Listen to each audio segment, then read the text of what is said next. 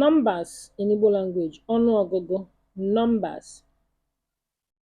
Let's learn numbers in Igbo language. 1, otu. 1, otu. 2, abụọ. 2, abụọ. 3, atọ. 3, atọ. 4, anọ. 4, anọ. 5, ise. 5, ise.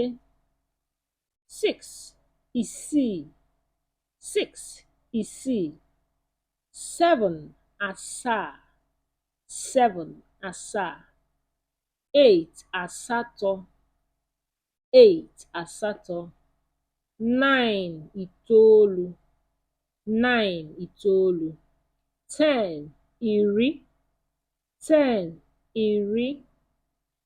11, iri na otu. 11, iri na otu. 12, iri na abụọ. 12, iri na abụọ. 13, iri na atọ. 13, iri na atọ. 14, iri na anọ. 14, iri na anọ. 15, iri na ise. 15, iri na ise. 16, iri na isii. 16, iri na isii. 17, iri na asaa. 17, iri na asaa. 18, iri na asatọ. 18, iri na asatọ.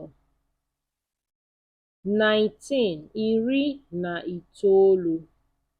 19, iri na itoolu. 20, iri abụọ. 20, iri abụọ. 21, iri abụọ na otu. Iri abụọ na otu. 21. 22, iri abụọ na abụọ. 22, iri abụọ na abụọ. 23, iri abụọ na atọ. 23, iri abụọ na atọ.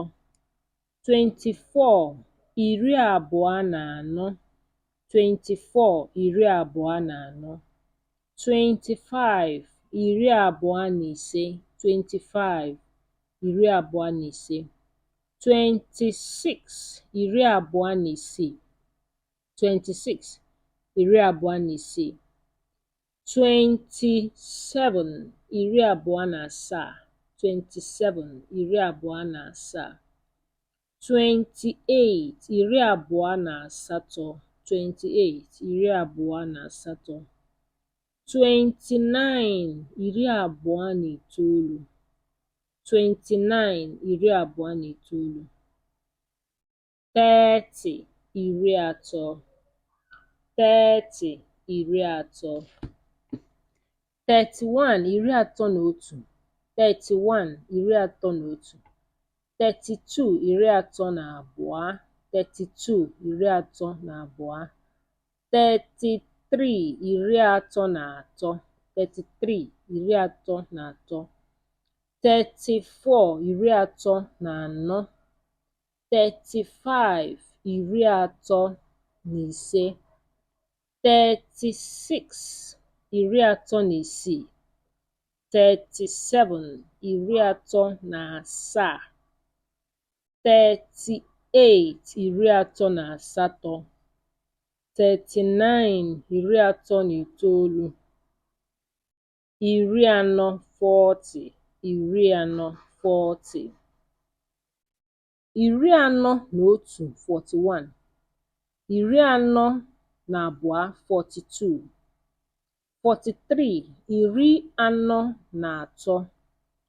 44, iri anọ na anọ. 45, iri anọ na ise.